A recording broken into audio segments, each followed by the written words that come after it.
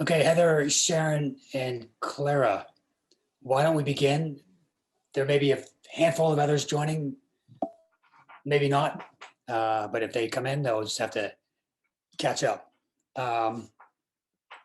So if you don't know, my name is Michael Finnegan. I'm the founder and CEO of Quantum Camp.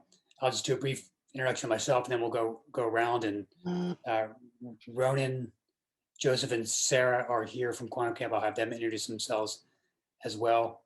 Mahathee may join in as well. So this is the entire, basically this is the entire organization, minus Ali, who's back in admin support, and we have Jessica Sierra, who does amazing work with supplies and warehousing and everything. Hello, Deb. Hey, how are you? Good. Again, my name is Michael. I'm the started Quantum Camp 10 years ago as a public school teacher. Even before that, in some other lifetime now, was immediately never really trained to be a teacher, but it was immediately like almost flabbergasted at how inefficient my days were and the students' days were, and balancing testing and standards. I found myself like almost bored at what I was teaching. And that's not a good space to be in if you're a teacher and you have these beautiful kids in front of you. So just researching and figuring out what to do, I was like, well, why don't I just run some summer camps on some awesome science? Because there's no regulations, you don't have to answer to anybody. Mm-hmm. And so that's what I did. And why, if you're gonna do something, you might as well do something crazy. So we're like, let's teach quantum physics to middle schoolers. Why not? Turns out like all of quantum physics up to 1913, it's actually just based on algebra. And Sarah Kwon, who's a physicist from Berkeley, may disagree. But in my opinion, once you get to this intellectual hurdle that atoms and electrons behave differently, the rest is just mathematical stuff that goes on top of it. Is that too dismissive of the past 100 years, Sarah? Unfortunately, it's kind of accurate, so I can't say that I'll disagree on this one. Okay. So basically the tenets of, the main tenet that it's a very quirky world when you get at the atomic level, we get our kids to discover. So they're basically doing what Albert Einstein and Niels Bohr did in the early 1900s. And we bring them to that, we brought them to that knowledge by not teaching, by just letting them do the experiments that scientists that scientists were doing in the 1800s. So just on wave physics and how light interacts with materials. And there's actually a set of simple experiments that if you put together, and this is not the simple part, takes a brain like Einstein or Bohr to be like, hey, guess what, everybody? This means that electrons don't behave like marbles or tennis balls. They actually, behave in very lumpy, lurchy, weird ways. But our kids were saying that organically, like on Friday of these summer camps. They're like, hey, Michael, is this what the electron does? That makes no sense. I says, yes, you're right. It doesn't make sense. And, Niels Bohr and Albert Einstein actually fought about, Albert Einstein just disagreed with these ideas for the rest of his life. And so that's how we got started, and every single course since then kind of follows that spirit. What's an awesome idea in the history of science or in the history of math, whatever that idea is, let's go research what did scientists or mathematicians do to make that discovery, to create that new knowledge. That's the course. So what are the experiments, the discussions, the debates, the thought experiments that led to these ideas. And so that's the essence and spirit of Quantum Camp. So that was a bit of an introduction, but let me have everyone else at Quantum Camp just do hopefully a little bit briefer of an introduction. Ronan, if you want to kick it off. Sure. My name is Ronan. I have been a teacher with Quantum Camp for I think about 4 years now. I am also working half-time on a master's degree that I'm almost done with. And I've been teaching science with Quantum Camp for a really long time. This term, I've got L3 and L4 science. Joseph. Hi, everyone. Hi Deb and Clara. I already know you guys, but yeah, I actually just started teaching officially with Quantum Camp this year, but I took the course that Michael was describing about quantum mechanics and flashing lights in a Berkeley basement, basically, like 8 or 9 years ago, as an eighth grader, and now I'm starting my master's degree in mechanical engineering. But Quantum Camp has been a huge part of my life. It was my first job, um, and now it's my current job. Um, and I've really enjoyed it, and I love working with the kids and everything. So um, I hope we can have some good conversations today about how we can continue doing this. Sarah, Hello, my name is Sarah. I have been working with Quantum Camp for about a year now, but I was originally hired for curriculum development. And then over summer, I was like, I love teaching because before I was teaching for the Princeton Review and MCAT physics. So I have some experience in education, and right now my life goal is to better the education system in general. But yeah, go physics. And I teach all the math courses. Good talk. Thank you. Mahathee, Hello, greetings. I started August of this recent year, or 2020. So I started during the pandemic, which is pretty cool. So my backstory is I studied a bunch of things and ended up with a computer science degree, and then launched on my education journey. My folks and I were kind of fighting over what to do with my life, which is common for kids of my background. I want to do something meaningful, and teaching was the calling, and it's been the calling many, many times as I've iterated through what I want to do. I was looking for what I wanted. So the previous place where I worked at was running robots and circuits and Minecraft and stuff after school in the peninsula, and then they closed down because of the pandemic, and like they're trying to figure out what to do. And then I helped them restart it to figure out their summer thing.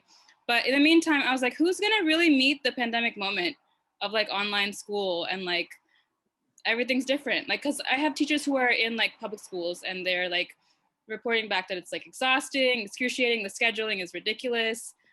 They were like trying to do like, I don't know, a dozen sections per teacher and like stagger them. It was all kinds of nonsense going on.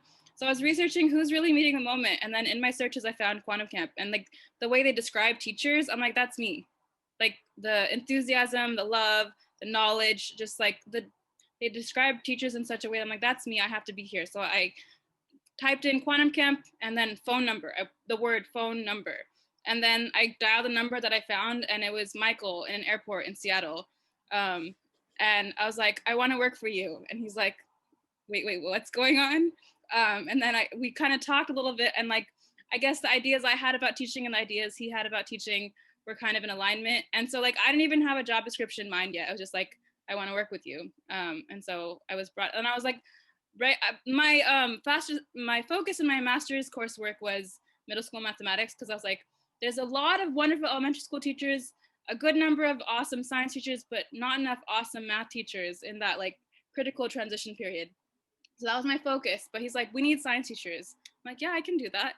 And I've been having an amazing time just like sustaining the kids' focus and enthusiasm and joy for learning and inquisitiveness. And when they ask questions, it's awesome that that's still very much alive in kids. And that's pretty much the spirit of Quantum Camp, which I really feel is like the thing to be doing. I think I have job satisfaction that like, you know, those statistics about getting struck by lightning type thing, like the ratio of people who actually like their work the way that I like the work that I do is quite like amazing. So I'm here, I like the work we do, and I'm happy to help keep it going and try to bring the reach to more kids who are just kind of stifling and like dulling in other learning contexts.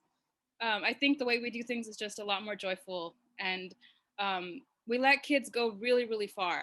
Like we don't hold them back to, this is what a first grader should learn, this is only appropriate for a first grader. No, I talk to kids who are like 5 and 7 about gravity in ways that I only learned as a 29-year-old. And we had labs already written for it. Like, so gravity, I'll just explain it very quickly. we have this lab where you stretch Make it quick, bag. Mahathee. I want to get to the parents' questions. Oh yeah, you stretch a garbage bag, right? And then you stick a bowling ball in it, and then you drop in like lemons and marbles. That's gravity. So there's like a physical pull, right? It's not this like abstract, like magical, intangible thing. This is a pull, and that's happening in the vacuum of space, and that's gravity. And that was never explained to me, but Quantum Camp had curriculum already written for it. So I'm just like, I love this company, I love the spirit, I love the heart, and I want to help it make it happen. And I'm gonna hand the mic back and invite your thoughts. Thank you, Mahathee, for the resounding support. I love it. So yeah, I want to open it up to the parents. I'll lay out the situation. There are, the pandemic hit, the whole entire world. We were not immune as a small organization. As of right now, like, I don't see a pathway to running in person. We can do online, and we will actually continue to run online. That doesn't mean that it's impossible to do in person. We can do both, and we've actually reached a lot of kids around the country who've never experienced anything like Quantum Camp before with the online thing. So that will always be a new thing at Quantum Camp. We won't stop doing that. But this meeting is about how to best serve the Bay Area kids, and of course this is the community that allowed us to even start and bet on us early when we were just literally nothing. So we want to just go to the parents. In the spirit of this Zoom meeting is to hear your ideas, and we're open. We want to reach your kids in the best way that's possible. So I'm happy to open up. We have a couple ideas. I think I posted one. Maybe we continue online and run field trips. There's some other ideas we can get to, but let me stop right there and open up to the parents for thoughts, questions, critiques, compliments, insults, whatever. Yeah, I'll let you guys go. And if nothing else, Mahathee can continue talking. Michael, I'll as we have background first. So did you decide to go virtual for this coming fall because of the situation with COVID still right now, or because you just feel like that's the way you want to take the program going forward? Is it kind of a temporary thing you're thinking about, or is it, I think I saw some mention of losing your space for now. So are you looking to eventually go back to an in-person model? I'm just thinking about what your goals are a little bit medium to long term, so we can sort of frame this a little bit better. Yeah, perfect. So the reason to stay online is not because of COVID restrictions or pandemic restrictions in the fall. We are doing that because it's been successful. We've reached kids around the country. It's a thing we'll always continue doing. The question is that good enough for the Bay Area community, where we're at? Or is there other things we can do for the Bay Area community? So we will always continue that no matter what. It's just been, a great way to reach a lot of kids. So I think that's the answer to your question. Thanks. So I think, well, I'll continue for a second then. So from my perspective, we're new to Quantum Camp this year. We're new to homeschooling. And it's been great. We've enjoyed all the classes, and it's impressively interactive for being online. The kids are super engaged. They're super into it. It has a class component. It has sort of the lab and extension component. So there's extra learning for kids who are interested or families who are interested. So I really like the way it's structured. The teachers have been wonderful. So I have all great things to say about the program this year.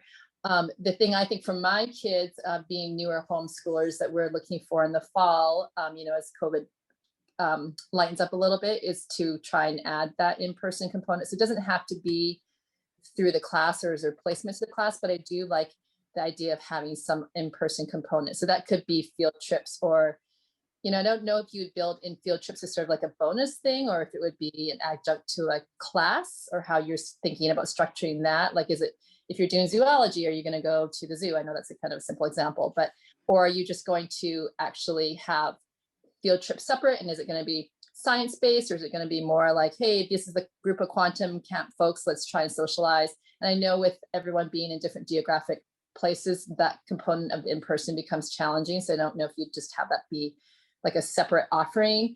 But I think from my perspective as a parent, I would continue with the virtual classes. But we would love to have more opportunities to do in-person things, just because, as homeschoolers need all that socialization. It seems like a component that you guys could offer as well if if it works for you. So I do like that idea, whoever came up with a field trip idea or something similar to that. I love that suggestion. Who came up with that idea? That was one of the other parents from our class, Deb. I don't know if you know Grant's mom asked us. Oh, yeah, that's great.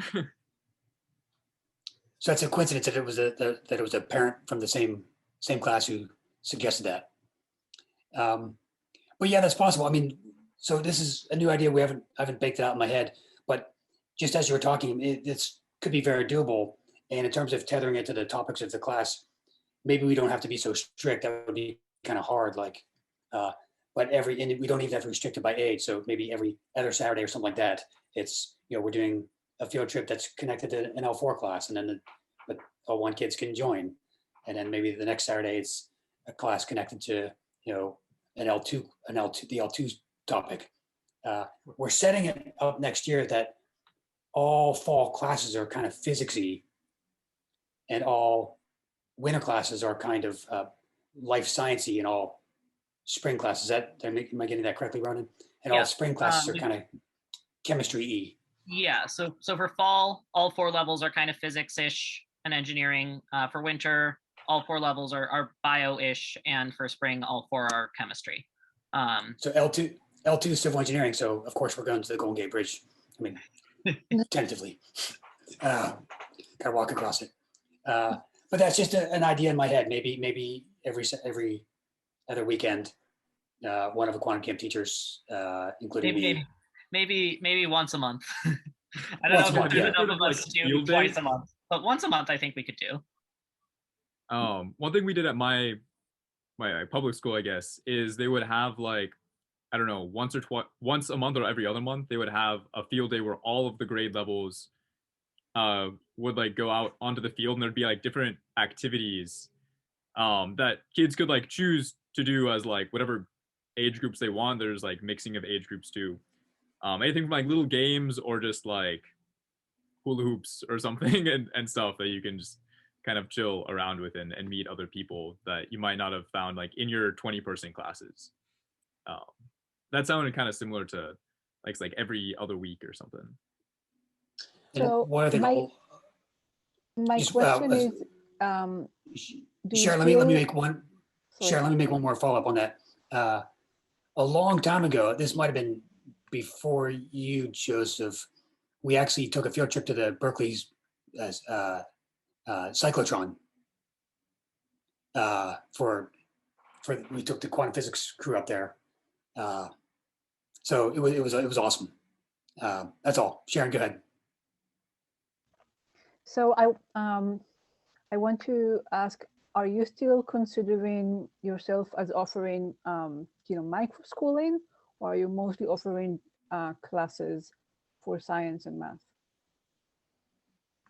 I would still classify us as just an a la carte classes in science and math. We've never sort of crossed that boundary into being able to call ourselves or wanting to call ourselves a full micro school. Thought about that over the years. We've even flirted with opening up a public charter. I realized I didn't have the political might to face down OUSD, so we quickly backtracked. And even it is something that is needed, but I completely understand why it's difficult to pull it together. And then if you do it with one district, other kids might not be able to join. But having the option of micro schooling is something. So how would you, just out of curiosity, how would you define when you say micro school, what do you mean? Okay, I mean that kids are on campus 2 to 3 days a week, and they are doing, independent work on the other days with their parents, work that you are giving them. And in those 2 to 3 days that they are on campus, they are covering all the basic subjects that need to be covered: math, science, and language, art. Social studies, I don't know, it depends. I don't think it's necessary. Personally, I don't like social studies, but just something that is, I know that there are other programs, but most of them are not secular. So having a secular program that is a micro school would be a good thing for the homeschooling community in this big area here. So just let me go there, Ronan. Just philosophically, we've been open to opening up a micro school, even obviously a charter school, at least 3 times over the years. I've been approached to open up a private school because basically we were already 50% there with math and science. The situation never was made sense for us to kind of make that transition, or it just wasn't possible. All I'm saying is always a thought. At one point in time, it was like an okay kind of situation, but we're so good at math and science, or at least we love doing it. There's this idea like this is our core competency, our core love, and maybe we can just serve other schools through this thing we do. So it would have to be, kind of an interesting set of events or scenarios that would have to kind of come together for us to, do like 2 or 3 day week micro school. I wonder Another if there are question. other schools that. Oh, sorry. Go on. Go, Sharon. Just a very quick one. Are you a vendor of Ocean Grove or Connecting Waters? Yeah. With both of them? Yep. Okay. And Ronan, you had a thought?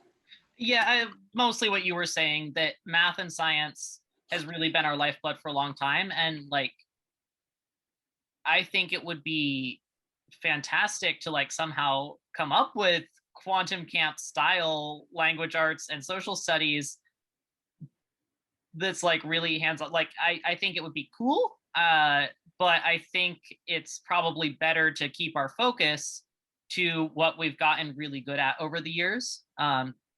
And like Michael was saying, kind of plug in to other small schools sometimes, like bringing math and science that way rather than building our own language arts and social studies programs. I think in the very long term it might be interesting. I don't know how feasible. Like that would take a lot of doing. Can I ask you a follow-up question on that? So if there is a co-op of homeschoolers in the South Bay, would you consider coming over to the co-op campus and run your classes there? Yes.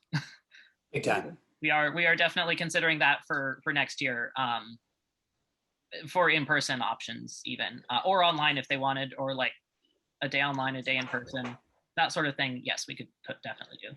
So if I want to connect the person from over there with somebody from you, whose email should I tag on that? Me, connect them to me. Okay. So that's one sort of workaround or hack to the challenge of reopening up our own centers with all of the planning and logistics that go into that, is if there are parents or groups that sort of have something already set, yes, we can be retained. Okay, thank you. So I have a question. It's funny being on this call because I'm kind of on the opposite side of it, where we're like 75% moved out of the Bay, and we're trying to decide what to do with that 25%. So we're very much interested in the online options, those staying alive. And I'm wondering what you guys are doing to be sort of developing that relationship with other schools in other states so that we can get the funding, through those programs in other states. I'm just wondering, like, I don't know if OutSchool enables that or or what other places you can be accredited through so that it's easier to get your, to get funding. Claire, remind me what state you're in? We're in Utah. We're in Moab. Are there similar entities like the Ocean Grove and these independent charter schools? Yes, there are. I just started to contact them, and so I will definitely run that. I'm assuming I can send them your email and have them get in touch with you. Yes, it could be as simple. It could be complicated, but it could be, ideally it's as simple as enrolling, like becoming a vendor with Ocean Grove in the Bay Area and in the California independent charters, where you just have to prove you're not religious and not selling like tobacco, and then they approve you. Are you familiar with an organization called My Tech High? I was just looking at it. That's what my so I have another friend who's been homeschooling her kids, and she's had to move. Her husband is military, so they move state to state, and so they've been working with My Tech High. Okay. So I've actually talked to their founder, Matt Bowman. Didn't really, so that's a possibility to work through them, or if there are other entities in Utah. There's no block to us doing that in other states. So if you have names of schools or contacts, happy to become a vendor anywhere. Well, I'm thrilled that you mentioned My Tech High, because that's the one that we're considering right now. Okay, great. Because it allows for us to sort of be anywhere in Utah without being tied to a specific school district. So that's great. But if we end up going with another one, I'll make sure that I get in touch with you and can make that connection. Okay, that's an easy email for me. I'll just double back with My Tech High and see if we can become a vendor with them. That would be awesome. Okay. Yeah. Thanks. Really, really good. Tamara, it's good to see you. Thanks. Hi, can you hear me? Yeah. All right. I'm William's mom. He's 10. He's been in your classes since kindergarten, and he desperately misses seeing everybody in person. This has been a very challenging year. I apologize for his inattention, but I think over a year of sitting online and Zooming has been really hard. So he's the fidgeter on the Rubik's Cube constantly. That's his new thing for the last 3 months. It's kind of rotating, learning new things through this whole pandemic. Now it's a puppy. So yeah. But thank you all for the hard work you've been doing, and we will definitely stick with Quantum next year, regardless of how it is. Online works for us. I like the 2 subjects being on the same day. If we did ever have an option for language arts, particularly, or reading, writing, and social studies or history on opposite days, I would love it. But I understand the great thing with quantum science and math is it's always a year or 2 ahead. He started in kinder in the 1st and 2nd grade group, did great. He's always been working ahead, and he seems like he's capable of doing the work like most of the kids. But I think the other topics kind of may need to stay at the same age level. So it might be a balancing issue to figure that all out with different, teachers and stuff. But in the future, families might greatly benefit from that. There is a program that's kind of weak online called Studies Weekly. And we did 2 years of that just to give him a very general overview of different things like California history and stuff. But Michael, you might look into those kind of programs and a teacher that might want to follow that type of curriculum because it's pretty simple. But just to get stuff going. And we would love to do field trips. Probably once a month would be max for us if we knew in advance, and if it were on a Friday or something, not on a day of a class, but or Saturday morning, if you guys are interested, or we pay a fee a little bit for your time to be there and meet us, or meet in a park to shoot off rocket bottles or whatever, bottle rockets, something where they can be engaged with you would be fantastic. I love the all ages. It'd be neat if olders and youngers can get together, and families. And again, I think the older kids, like 12 and up, can be vaccinated pretty soon. He probably can't until next year, but if we're outside or in a museum, or zoo, whatever, we can wear masks. I think it would be neat.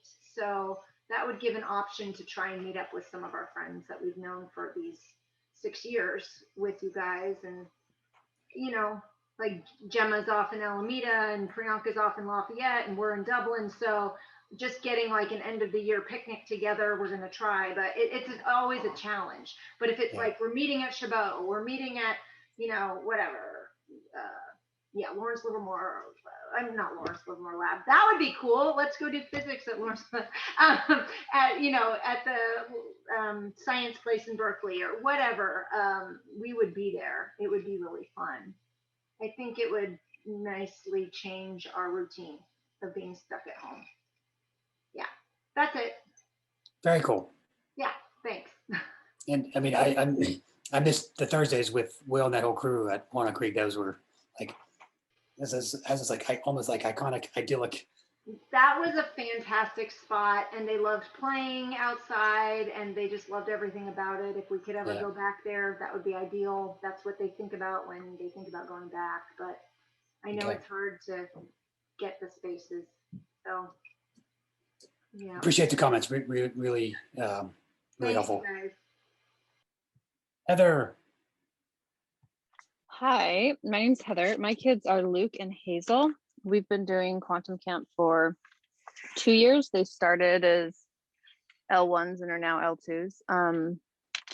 And while I think they loved having a day away from homeschool by going to class, if going to class isn't an option, I think that online has actually been working out quite well. It's not our preference, but it's good. I would agree that if we do a field trip day, like it shouldn't probably be more than once a month. But I also, the biggest thing for me outside of the social that my kids miss is the labs. Like I remember when we toured Quantum Camp at the very beginning, they were using Bunsen burners and melting starbursts and making volcanoes. And that was what we got to see that day. And those kind of things can't happen as easily at home.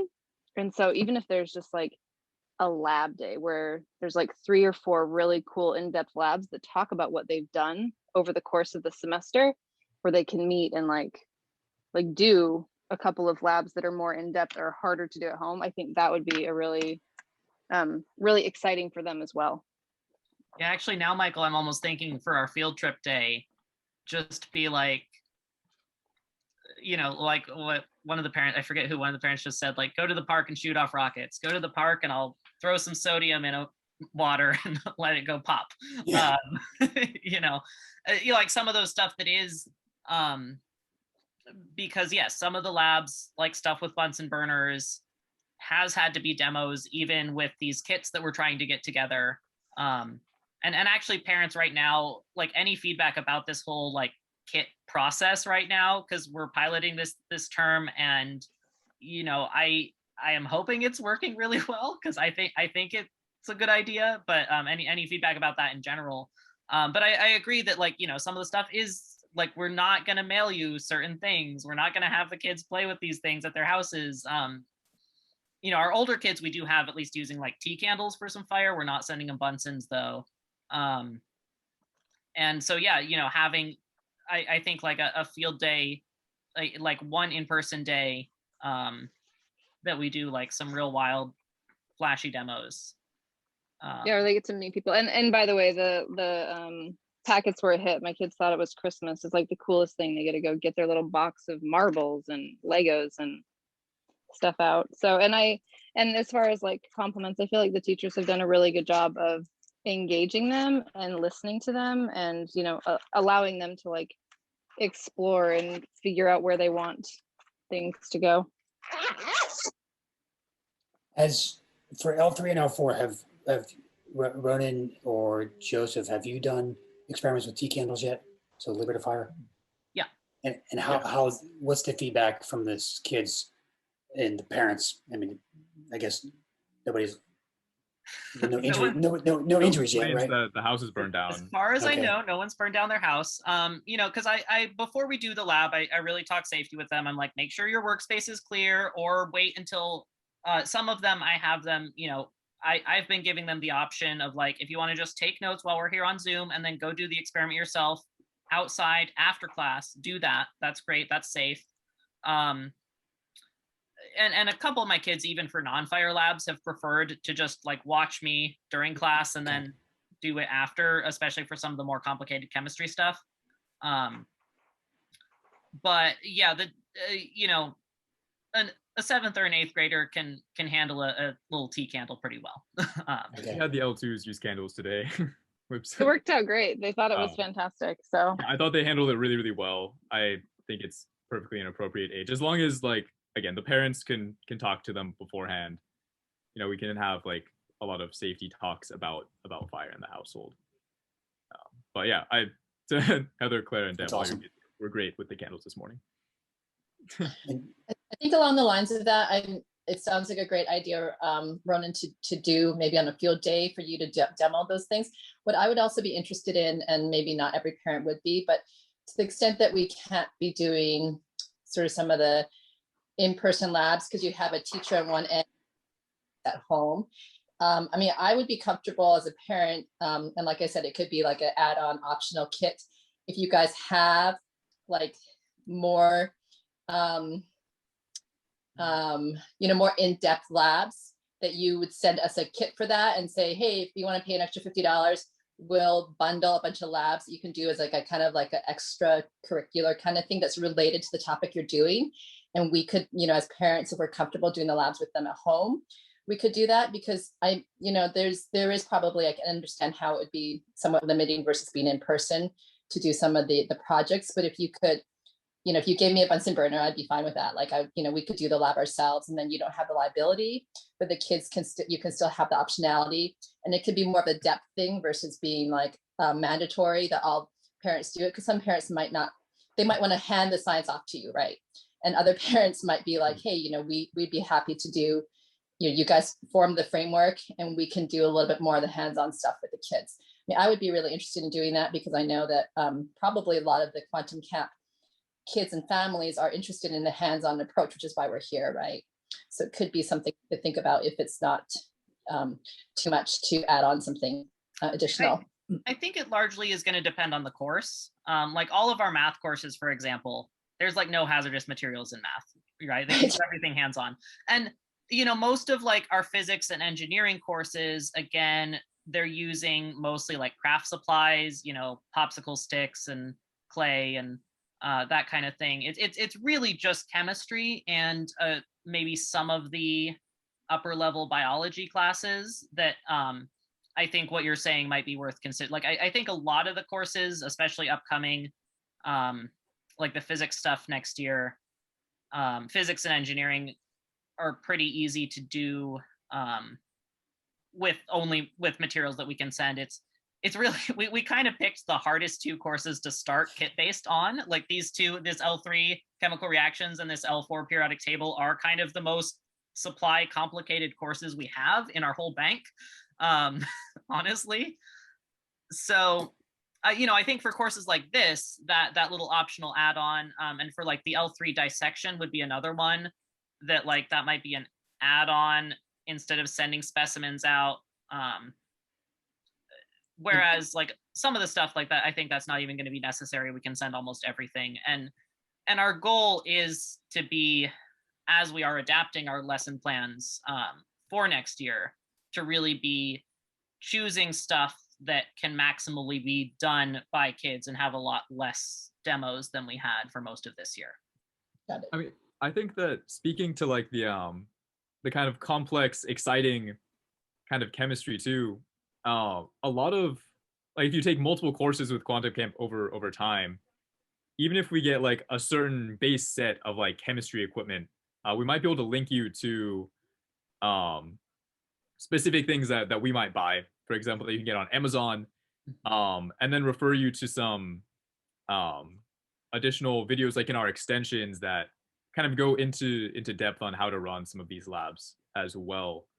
If that's something you're interested in, and we watch a lot of educational YouTube ourselves, and get a lot of our inspiration for our own projects from that. So yeah, even like an initial investment in like, yeah, maybe a mini propane based Bunsen burner or butane Bunsen burner and like a test tube and a test tube stand and like a beaker or two, that goes a really long way, as long as you can get the chemicals to work within. That's really the hardest thing, is the chemicals more than the equipment, because you don't want to get like 100 grams of lead nitrate or something, and then you have 90 grams of lead nitrate left over once you finish a little experiment. But I think that'd be something I'd be interested in looking at. Yeah, that'd be great. And the kits have also been a big hit over here too, just as additional feedback. It's been great to be able to pull everything out that we need. So thanks for doing that. It's much appreciated. Can I ask another question? Yep. As far as accommodation for kids who need, notes from the teachers, if they cannot take notes, during the teachers for any reason, is this something that you guys offer? I would say that that's part of what we're trying to design. So one of the things we did this year when we moved out of being in person is we actually got a learning management system. So every class has a Canvas page. And for most of the labs, as we've been trying to input this, in the we usually have typed out on that page the instructions to do the lab. As far as like a student taking notes, so most of the notes that we're expecting them to take is like the results of their experiments usually. I think we probably could find some accommodations there, but currently, as you know, we're not necessarily being a lecture course where it's expected that the students are like writing down every other thing we say. That at the very least, the instructions for the lab are typed out, viewable by students, that they can go back and look. They don't have to have, copied it during class. They can see it on the Canvas page. And so we're trying to have really the main notes be readable just on the class page for each lab anyway. So that's part of it. I don't know if you have any other thoughts on like improving accessibility in this sort of thing. I think being able to offer the kids, notes, even if they cannot take them themselves just yet, having them see how good notes are going to look like, just by, reading them, every lesson, they will see that. It's a great way to, model for them and for those with, variety of, LDs. It can really be a good support. Also, it will help parents if they are doing, PSAs, then they could keep that for their, records. So if that's something that you are willing to consider, I think it's a big plus for everybody.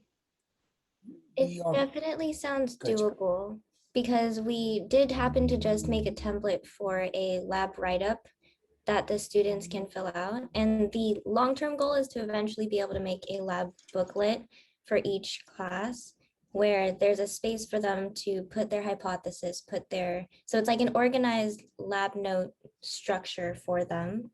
And I think that, would that suffice, or are you also saying that like maybe like a teacher copy of the notes?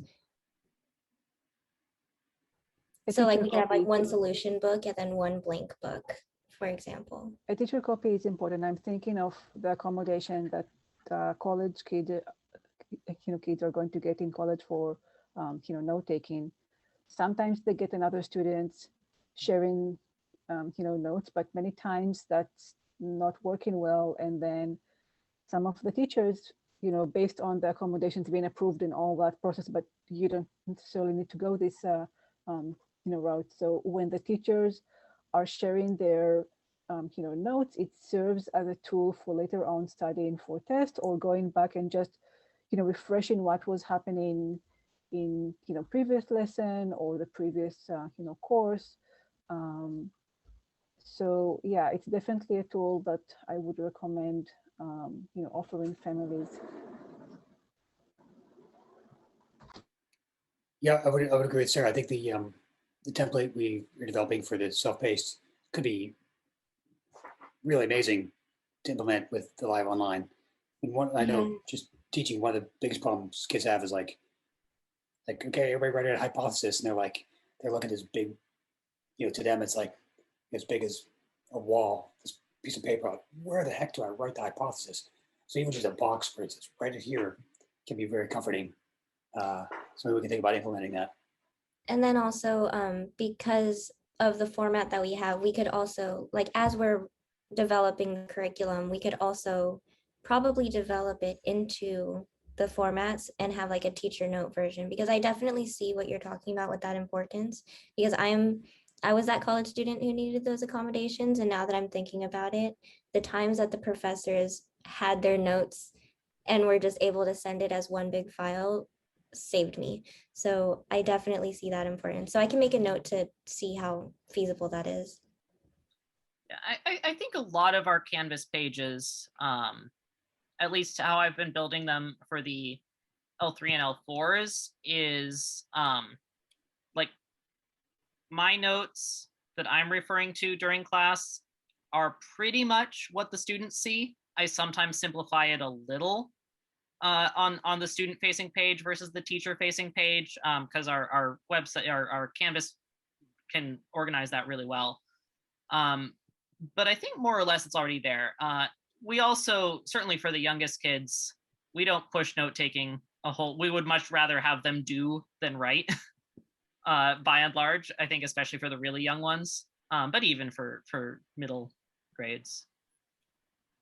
The note taking for somebody who is in third grade or like fourth grade could be like, you know, adding some, you know, picture and then attaching that to a short sentence. So, you know, interactive, you know, notebook kind of something like that. And if you, I don't know if you are using, you know, Jamboard in your lessons or not, but, you know, Jamboard is a great tool and it's free. And you could add pictures, you could add in the text box, you could add the sentences. So you could create that, and then everybody could, you know, download that as, you know, PDF, and they could keep that. And as the kids are seeing what you are, you know, typing in, they can actually learn how to take notes. Taking notes in science classes or in math classes is more difficult than in social studies and, you know, language art, because there are so many things that you need to combine. So, you know, modeling that, I think, is you know, important and, you know, beneficial. Yeah, actually, now that you mentioned, like, I just discovered Jamboard last week. I may start using that, like, now that I've seen it and played with it, instead of the Zoom whiteboard.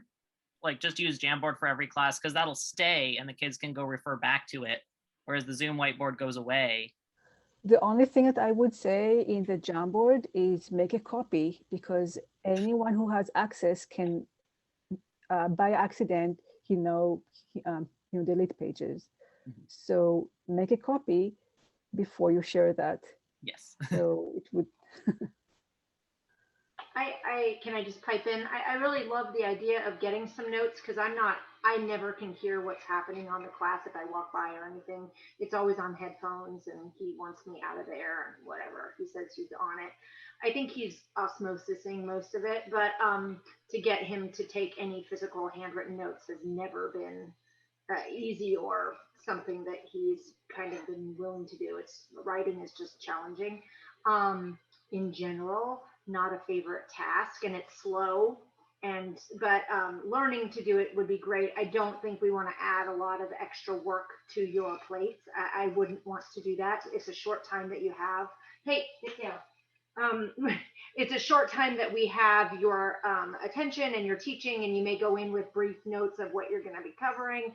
But yeah, if there were a way that you could kind of review every 10 minutes, make sure they're listening, or what did we just cover? Let me just type up 2 sentences on that.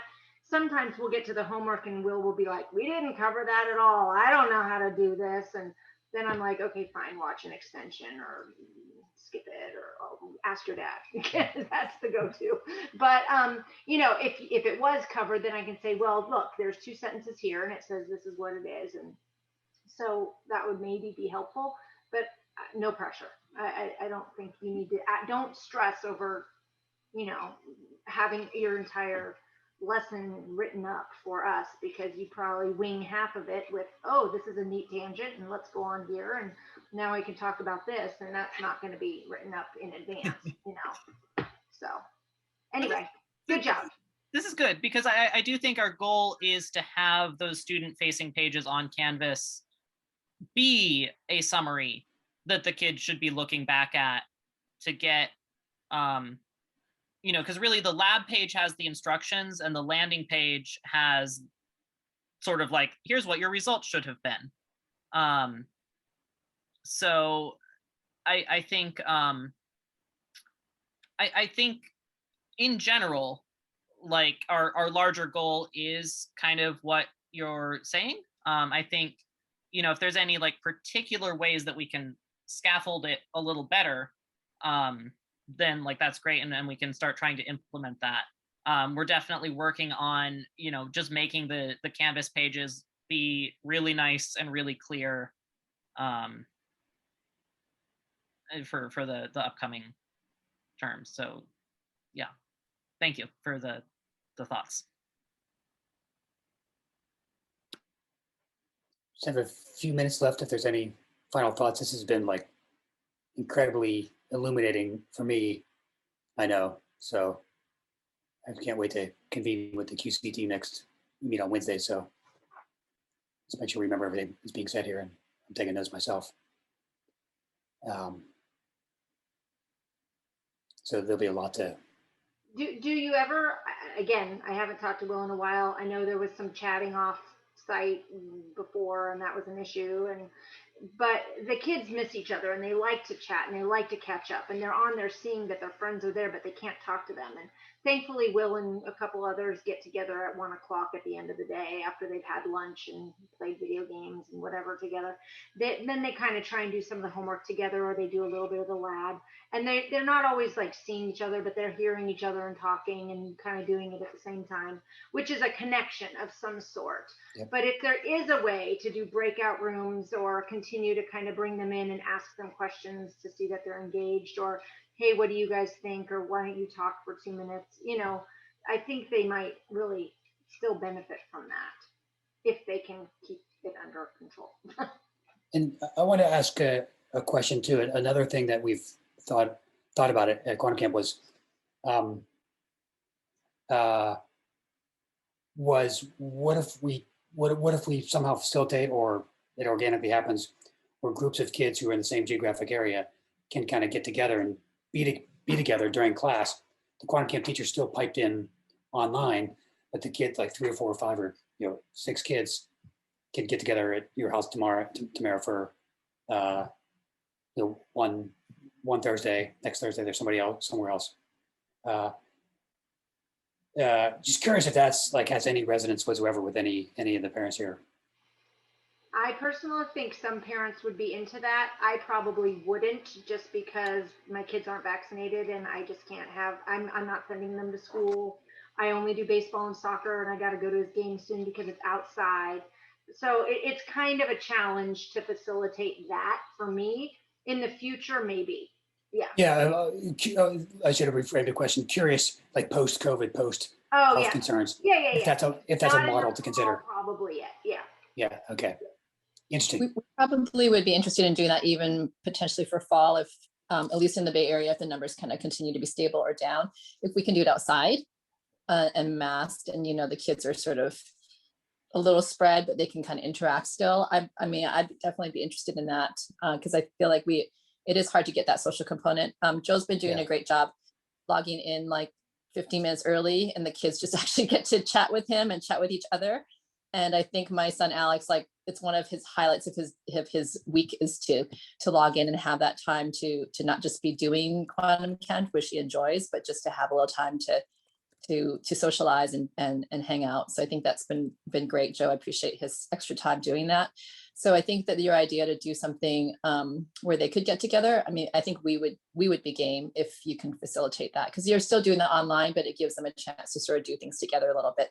And I think also it would help in the sense that if you have 4 kids all doing it together, like say in a backyard somewhere, it could go both ways. I guess you could have more focus because they're all doing, or they could get distracted. But, I think if you have someone to keep them on point, it's just, there's more camaraderie in here. We're all doing this together. We're all paying attention to this lab instead of like, I'm gonna, kind of tune out. I mean, that doesn't happen really very often, but I think it could be really positive if you have enough people in a geographic area to offer it at least, and then people can, we don't even need you to do a lot of work on it. If you just offer up an opportunity for people who want to join, can join, then we should be able to hopefully help us sort ourselves out.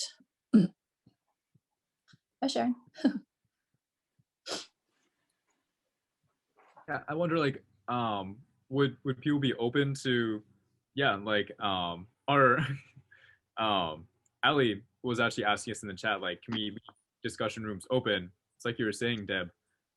If we have like an hour space, maybe have a few connections to, like, I don't know, online web games and like breakout rooms and stuff that kids can go on and hang out and not just be under the watch of a teacher necessarily. I know that kids have a lot of different kinds of conversations when they aren't supposed to be doing something in a breakout room or they're being watched by a teacher, right? Like having that kind of like freedom to be themselves could be interesting without necessarily having to put in a ton of work, because kids are creative, right? And they make things work.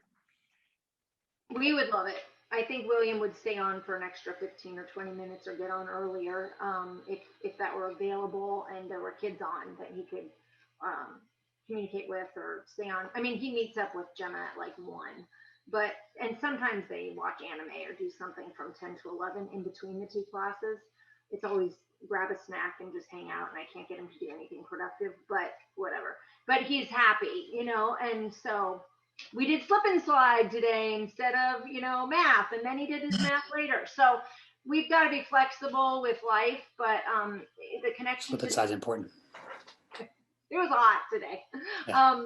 So, we go with the flow, but I love that you're getting on early with kids. And if it was like, hey, we're going to get on and you guys can do, I don't know, Kaboom or something, or the kids know more than we do on what's available. And they tend to, get each other's emails and then be able to meet up. But making that an option is nice. Actually, now I'm thinking, within a class, I think having sometimes, 10 minutes earlier, 10 minutes after, I definitely have had days where like the kids are talking and I'm like, it's 9:50. If you need to go. If you want to hang out for a few more minutes, hang out. Like I've definitely had days where that has happened. But now I'm thinking like another thing we had thought about was, and then we never quite put together this year, was to do a game night, like an evening, and have, invite like all of the QC kids of different levels to do some sort of online game. I'm not sure what, but we had definitely tossed around that idea before. And that could be a monthly thing too, right? We could have like a monthly real life field trip and a monthly game night or something like that to kind of get some community going. I always forget that choose your own breakout room is an option in the thing. And so yeah, if kids just want to come in and meet up with their specific I wanted group. to share really quickly. I have a set of kids. There's a one day where this kid who is based in Puerto Rico, another kid is based in somewhere in San Francisco, another kid is based in Livermore, and they're staying after class and like they're doing yoga or they're dancing or they're playing Minecraft, and somehow like that spontaneously became like a every class. Like they light up when they see each other join the class meeting, and they hang out after class. The class finishes and they're like, can we play Minecraft now? And I'm like, those of you who need to go. And I like, they make me designate specifically one of them the host. And like I leave and they play Minecraft together after class ends because they have a free time. So we can make like this after class or before class, like recess kind of built in to the thing where it's not designated class time, but it's a chance for them to socialize, because that's the thing that's missing, right? Like in real life, you get to hang out in front of the classroom before school starts. Or you have these passing periods where you just like have this downtime where you're chatting about nothing in particular, but that's what kids are really missing right now. Well, I think we should adjourn. Parents, Heather, Clara, Tamara, and Deb, thank you so much. This has been super helpful. I'm actually going to suggest the QC team, if you have like 5 minutes to hang out afterwards, that'd be really cool just to debrief. Joseph suggested this, just debrief real quickly, just while the ideas are fresh. So yeah, gratitude. Thank you, parents. We will be in touch. We'll let you know what we're doing. Again, the spirit of this was exactly what happened. Was exactly the spirit of this, and the hope is like just to generate ideas, see what your interests are. If you please share with other parents kind of what we talked about today. You know, as you kind of go about your business, and if there's other feedback or other, again, critiques, insults, compliments, send them our way, because we want to figure out the best way to the best path forward for all the kids who really benefit from Quantum Camp. So thanks, thank guys. you. I think at the end of some of your classes, maybe you do little challenging questions or Kahoots or something. Is that with you guys? Yeah. So I know William really loves that. And he'll always run out and be like, I won today, or I was second, or I don't even know what it means or how it works. But I think just remembering something that they got out of the class, or giving them kudos for hanging in there, or reminding them after every 15 minutes, good job sitting down, or do jumping jacks if you need to, because nobody's telling them to do that and they don't remember. So they get squirrely, you know, but they're learning and their work is impressive, and we love Quantum Camp. So thanks. Thank you so much. All I right. really appreciate it. Thank you. Bye. See you, Deb. Everyone. See you, Tamara. Bye. I don't know how to log out. And you can just join our Oh, meeting. leave. You're Okay, stuck bye. with us. so much. Michael, I just wanted to say something really quick. This is Heather. Yep. I'm not Heather. very good at like jumping myself into conversations. Just as much as kids need the social aspect with other kids, they really enjoy it with the teachers. Like I'm sure Sarah and Joe know, like my kids like to tell them, like when they get on Monday morning, they want to hear about Sarah's cat and they want to tell them about their baby sister. And so, but creating that connection with the teachers is also really great. And they've both done a good job of that. And so that little extra time where they don't use up class time, but are able to like make a connection with the teacher is also good. So That's awesome here. Thanks so much, So Heather. glad that can actually happen online. Yeah. anyways, okay, have fun. See you guys. Thank Appreciate it, you. Heather.